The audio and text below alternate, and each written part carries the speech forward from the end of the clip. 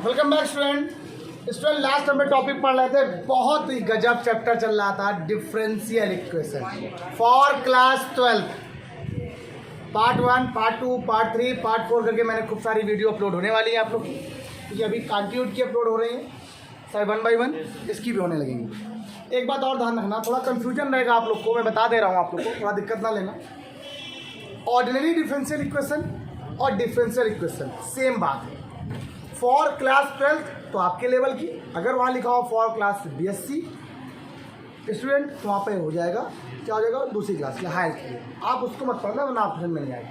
इसमें मैंने आपको क्या क्या पढ़ाया, ऑर्डर बताया, उसके बाद मैंने आपको सोल्यूशन ऑफ डिफरेंशियल इक्वेशन को सॉल्व करना बताया था, और वही वेरिएबल सेपरेट चल रहा था। मैंने लगा था 3 वीडियो बना दी इसकी मैंने, और मैंने आपसे कहा था बहुत बड़ा है, अगर ये नहीं आएगा तो कुछ भी नहीं आएगा। ठीक, कुछ क्वेश्चन तुम्हारे सामने फिर से देखो आगे। ये 2 क्वेश्चन मैंने अभी लिखे हैं और ये ऐसे, और एक क्वेश्चन कुछ और स्पेशली लिखूंगा जो आज बताना है मुझे।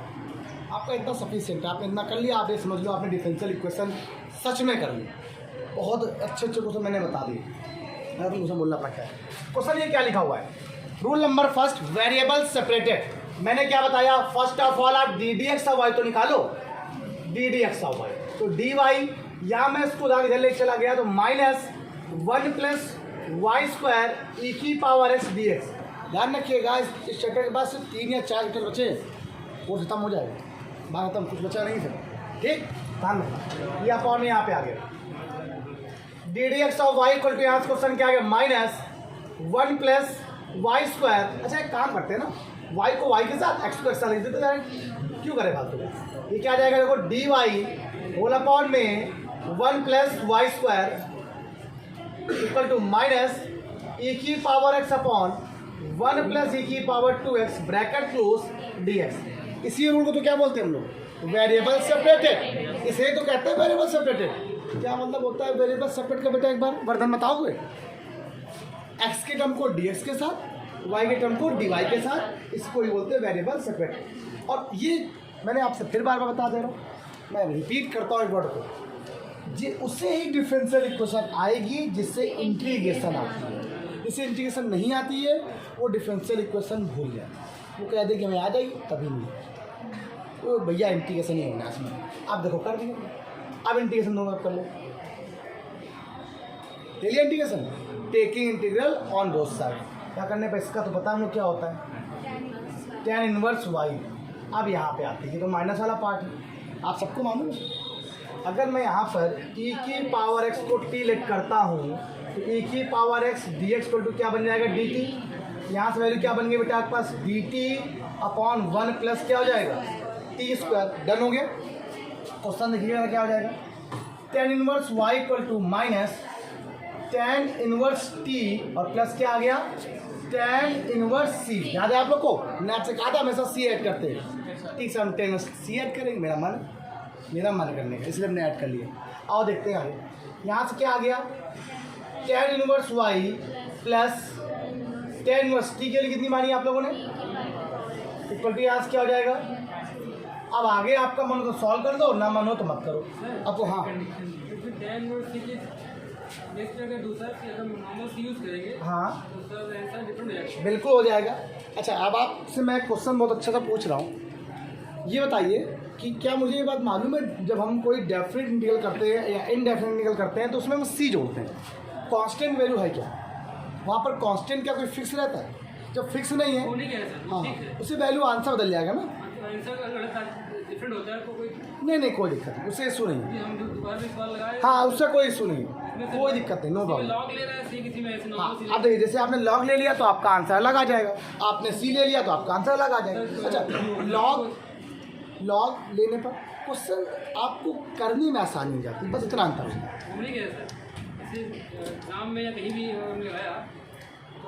नहीं कोई दिक्कत, नो प्रॉब्लम, इससे कोई ऑप्शन नहीं होगा तब दिक्कत करेगा, उसको इसीलिए देखा जाता है। जब ये ऑब्जेक्टिव में क्वेश्चन आता है ना तब उसको चेक करना पड़ता है, वैसे कभी दिक्कत नहीं होती। 90% क्वेश्चन आपके सॉल्व हो जाते हैं, जैसे और नहीं जो आपका आंसर।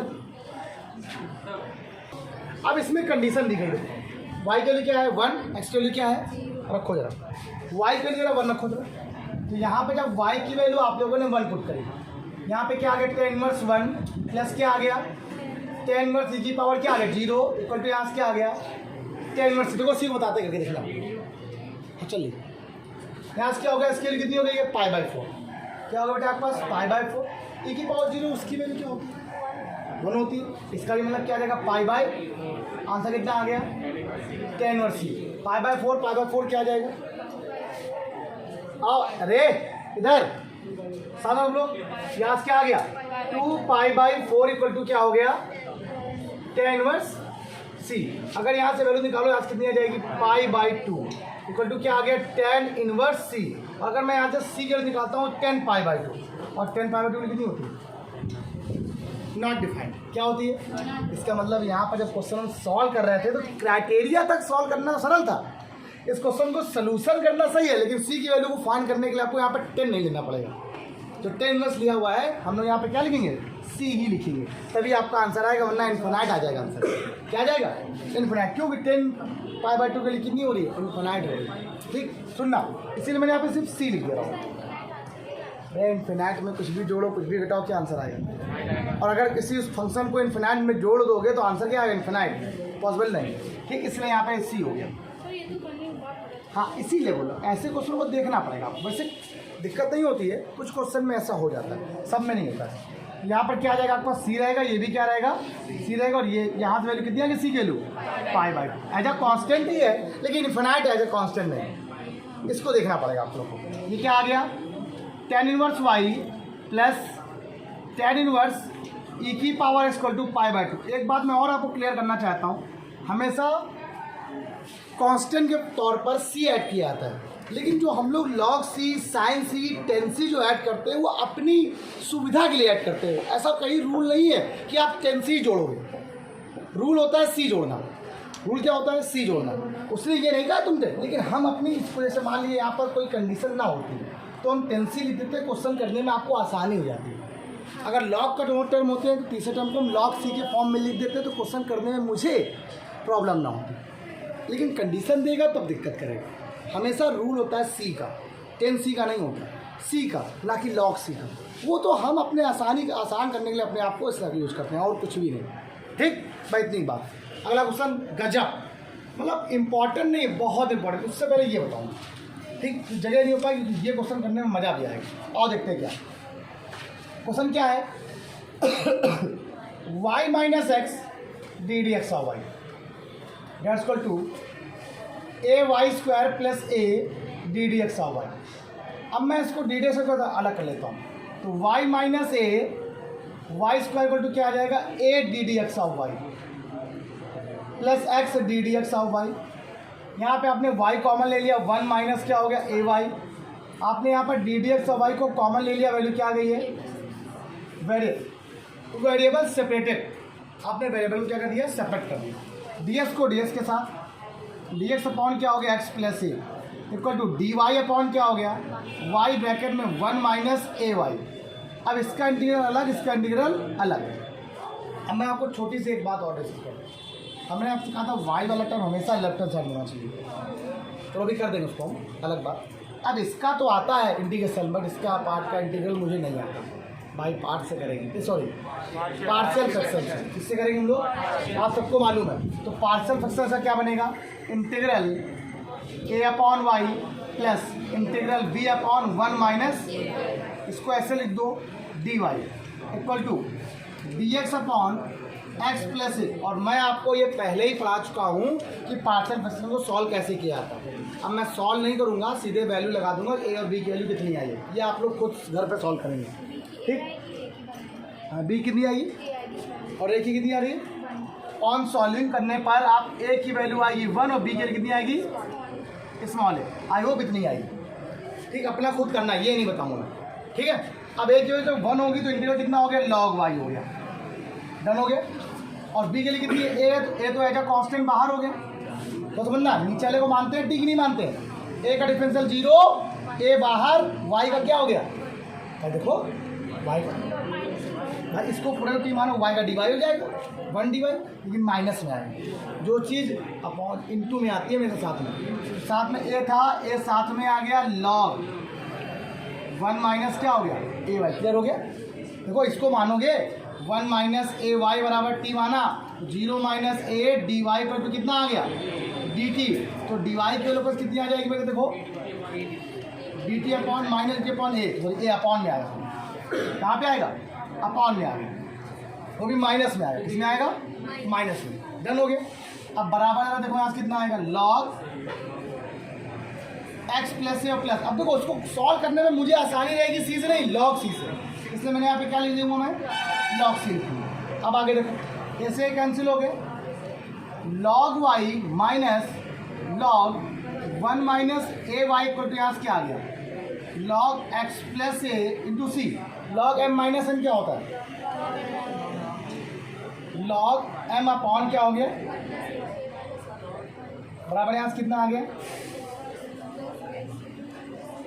लॉग ये भी है लॉग ये भी है, तो वाई आंसर कितना आ गया y upon 1 minus a y equal to क्या आ गया एक्स प्लस ए सी। तो वाई के ऊपर कितनी आ गई है x plus A 1 minus a Y और सी, ये आपका आंसर हो गया। वो अलग बात है कि हम कहाँ तक सॉल्व कर सकते हैं, यहाँ से सॉल्व करना आसान था लॉग सी लेने से, सी लेते हैं तो दिक्कत करता है और कुछ भी नहीं। बताओ क्या दिक्कत ये स्टेप इंटीग्रेशन नहीं आएगा आप कुछ नहीं कर सकते। देखो ये बात ये थोड़ा क्वेश्चन अलग टाइप का है। ये क्या है d2y अपॉन dx2, इसका ऑर्डर कितना हो गया 2, बट आप क्या पढ़ लो फर्स्ट डिग्री फर्स्ट ऑर्डर। भैया फंस गया question, first degree first order, आप तो फर्स्ट डिग्री पढ़ रहे हो ना तो ऑर्डर भी फर्स्ट पढ़ लो। तो आप ये बताओ इस क्वेश्चन को थोड़ा सा मैंने अरेंज कर लिया, इसको लेते d d x of d d x of y, मतलब अगर d d x of y का एक बार डिफ्रेंशिएट करोगे तभी d t upon x two बना होगा बराबर यहाँ क्या आ गया लॉग एक्स। गजब क्वेश्चन है, ऐसा 2 क्वेश्चन बुक में है ऐसे, एक मैं बताऊंगा एक होमवर्क दूंगा, एक बताऊंगा और एक होमवर्क दूंगा। सुनना रूल क्या कहता है मैथमेटिक्स में, रूल क्या कहता है जहाँ पर डी के साथ आता है वो अलग और जो अलग होता है वो अलग। इसको आप क्या करो इंटीग्रेशन कर दोगे, ये लिखा है डी ब्रैकेट में क्या हो जाएगा d d x of y और डी एक्स को आपने इस साइड लिख दिया, लॉग एक्स के साथ आपने क्या डी एक्स लिख दिया, इंटीग्रेशन करिए दोनों साइड में। आप लोग कहते हो ना इंटीग्रल डी वाई का इंटीग्रेशन क्या होता है वाई होता है ना जो डी के साथ लिखा होता है ना, ये तो कहते तो डी से डी का इंटीग्रेशन से डिफरेंशियल कैंसिल हो जाता है, ये बोलते हट गया यहाँ से, क्या बचा आपके पास d d x of y equal to log x का इंटीग्रेशन होता है क्या, हमें तो नहीं पढ़ा, हमने आज तक पढ़ा ही नहीं, मतलब 1 मानना पड़ेगा बाई पार्ट्स होगा, इससे होगा इससे फर्स्ट इससे तो क्या होता है formula first into integral of second minus integral of first का डिफरेंशियल 1 अपॉन एक्स और सेकेंड का इंटीग्रल एक्स डी एक्स। अभी प्लस क्लास में सी जोड़ेंगे d d x of y equal to यहाँ क्या हो गया लॉग एक्स और साथ में यहाँ पर भी एक्स है माइनस एक्स एक्स कैंसिल हो गया 1 का इंटीग्रल क्या होता है और प्लस में क्या आ जाएगा C1 क्या आ जाएगा। अब ये C1 क्यों लिखा आप क्योंकि अब इसका दोबारा फिर करना है, क्लियर हो गया। इसे मान लिया आपने question number 1 okay, again differences मतलब अगेन वेरिएबल सेपरेटेड, दोबारा करो क्या करेंगे डी वाई साथ में क्या आ गया x log x d x minus x d x plus C1 x d x integral integral integral, कोई दिक्कत इधर क्लियर हो गया तक सबको समझ में आ गया, अच्छी बात बहुत अच्छा क्वेश्चन है। इसका कंडीशन क्या होता है वाई, इसका कंडीशन क्या होगा एक्स, मतलब ये हो गया। अब बताओ किसका होगा, जाहिर सी बात है आई लेट के हिसाब से आई एल ए तो फर्स्ट पहले आ रहा है कि नहीं आ रहा है, ये फर्स्ट हो गया, ये क्या हो गया क्या होता है formula first into integral of second x क्या हो गया एक्स स्क्वायर अपॉन 2 हो गया माइनस डिफरेंशियल ऑफ फर्स्ट का डिफरेंशियल क्या होगा लॉग इसका 1 upon x integral of second x का इंटीग्रेशन क्या होगा x square upon 2 D x, clear हो गया सागर माइनस इसका क्या इंटीग्रेशन होता है एक्स का integration x square upon 2 C1 बाहर एक्स हो गया और फिर लास्ट में क्या जोड़ते थे हम लोग C2 जोड़े, 2 कॉन्सेंट जुड़ गए। अच्छा एक स्टेप जरा पूरा देखो अच्छे से क्वेश्चन को, तब समझ में आने वाला है last step y equal to question क्या लिखा हुआ जरा देखना x square upon 2 log x, इस एक्स से ये एक्स कैंसिल हो गया 1/2 पूरा बाहर हो गया बचा कितना देखो आपके पास x बचा। x का इंडिकेशन क्या होता है x² 2 माइनस क्या हो गया x² 2 प्लस क्या होगा बेटा आपके पास c1x प्लस c2। थोड़ा सॉल्व करना है पूरे क्वेश्चन को, एक बार और अच्छे लिख लो। ये वैल्यू क्या हो गई x² 2 log x minus x² 4 minus x² 2 plus c1x plus c2। इसको मानो क्वेश्चन नंबर सेकेंड। अब आपको यहाँ पर c1 की वैल्यू और c2 की वैल्यू यहाँ पर पुट करनी है। कैसे कर रही है ये कंडीशन दी गई देखो, कह रहा y की वैल्यू 1 ddx y की वैल्यू -1, ये है सी दी गई। अब हम यहाँ पे क्वेश्चन कुछ करने वाले हैं, तो पहले हम यहाँ पे वैल्यू निकालेंगे। क्या करेंगे हम लोग यहाँ पे रखेंगे। हमने क्या किया क्वेश्चन नंबर फर्स्ट की बात करने वाले पहले। अगर मैंने यहाँ पर ddx y की वैल्यू रख दिया कितना माइनस, क्या रख दिया आप लोगों ने ना इन फर्स्ट, तो यहाँ पे क्या रखा -1 रखा। x के लिए कितनी जाएगी 1 हो जाएगी 1 log 1 प्लस c1 -1 log 1 के लिए 0 होती है ना -1 प्लस c2 और -1 कैसे c2 मान कितना आ गया, सॉरी c1 मान कितना आ गया 0 आ गया। c1 के लिए कितनी आ गई आपके पास 0 आ गई। इस c1 वैल्यू यहाँ पर कर दो, आपको सब यही ना c1 आ गया यहाँ पर। अब c1 यहाँ रख दो एक बार पहले। y बराबर क्वेश्चन क्या हो गया x² 2 log x minus x² 4 minus x² 2 plus c1 में 0 हो गई, प्लस क्या बचा आपके पास सिर्फ आपको c2 चाहिए। इसको क्वेश्चन नंबर 3 ले लिया आपको। जी है यार क्वेश्चन सिर्फ c1 c2 निकालना। फिर से अगेन y का मान कितना है 1, x का कितना है लगा दो जरा y का मान 1 लगाया 1/2 हो गया log 1 0 हो गया 1/2 1/4 1/2 प्लस c1। इसके लिए क्या हो गई है 0 1 इक्वल टू -1/4 -1/2 प्लस c1। ये वाली क्या आगे बताइए एल्सियम ले लिया आपने 4 एल्सियम हो गया -1 -2 प्लस -3/2 हो गया। उधर जाके क्या आ जाएगा 1 प्लस 3/4 इक्वल टू c2। और मैं अगर c2 को निकालूँ क्या आ जाएगी 7/4। इसको कहाँ पुट कर देंगे, ये इसका आंसर हो जाएगा। यहाँ रख दो तो इसका आंसर आ जाएगा y equal to x² 2 log x minus x² 4। अरे इसको भी सॉल्व कर लो यार, ये फालतू लिखा हुआ है इसका आंसर लोग कितना आएगा 4 आया। माइनस का यहाँ पे x² माइनस का 2 तो माइनस का 3 x² 2 प्लस c2 को कितनी दी गई है 7/4। क्या गई है 7/, ये आपका आंसर। अरे यार इंटीग्रेशन तो यहीं तक हो गया था यार, फर्जी काम किया है c1 c2 निकालने वाला, लेकिन करना तो पड़ेगा। एग्जाम का आया तो करना तो पड़ेगा। एक बार रिपीट कर देते। क्वेश्चन लिखा था d2y/dx2 equal to log x। अच्छा क्वेश्चन था इसलिए बताया, चाहता तो इजी क्वेश्चन बता सकता था आपको, लेकिन नहीं मैं कहता हूँ ये क्वेश्चन मैं बताऊँ तो आपको अच्छा रहेगा। इसमें क्या लिखा ddx लिख दिया ddx y बराबर log x। इसको उधर लेके चलेगा एक बार इंटीग्रेशन हो गया। जैसे एक बार इंटीग्रेशन कंप्लीट होता है तो c1 लगा हमने एक कांस्टेंट जोड़ दिया। मैंने सोचा कि इसको बाद में वैल्यू निकाल लेंगे, चाहता तो मैं पहले से हाँ जैसे d का मतलब होता है डिफरेंशिएशन, ये इसके रेस्पेक्ट पर है। हाँ इसी देखो यहाँ वैसे मेरा होता है ना इंटीग्रल dy होता है कि नहीं होता है, तो इंटीग्रल dy क्या होता है इसको y होता है। ठीक वैसे रूल अलग होता है, गलत हाँ एज यहाँ पर इस क्वेश्चन में एज ये क्या करेगा फंक्शन काम करेगा। इसीलिए देखो आपको सापेक्ष बस वही एज अ फंक्शन रेस्पेक्ट बोल इंडिपेंडेंट वेरिएबल बोल रहा हूँ। ठीक अच्छा यहाँ से सॉल्व करने के बाद क्वेश्चन सॉल्व कर लीजिए। और मैं चाहता तो इसी क्वेश्चन में यहीं पर बोलो बेटा क्या बोलो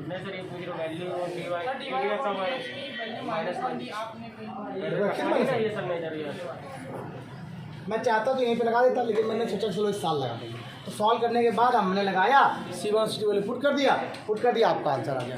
जल्दी क्वेश्चन करो तो आगे होता है क्वेश्चन। चलो बच्चों ये मेरी बात सुनो, एक क्वेश्चन बार बार वो छूट गया यार यहाँ पर जो था है ना, वाला आप लोग होमवर्क तो पे लिख लीजिएगा करके लाइएगा। एक क्वेश्चन ये आपका होमवर्क हो गया और एक क्वेश्चन ये, इसको थोड़ा सा मैं आपको बता दे रहा हूँ, बच्ची ने कहा थोड़ा बता दीजिए।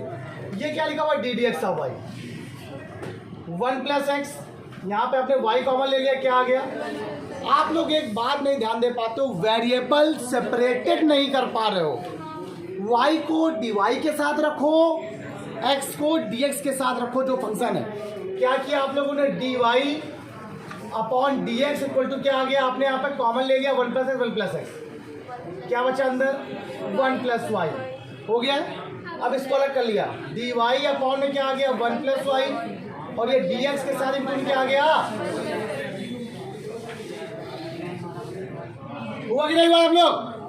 अब इसका इंटीग्रेट करना आता है, इसका भी आता है।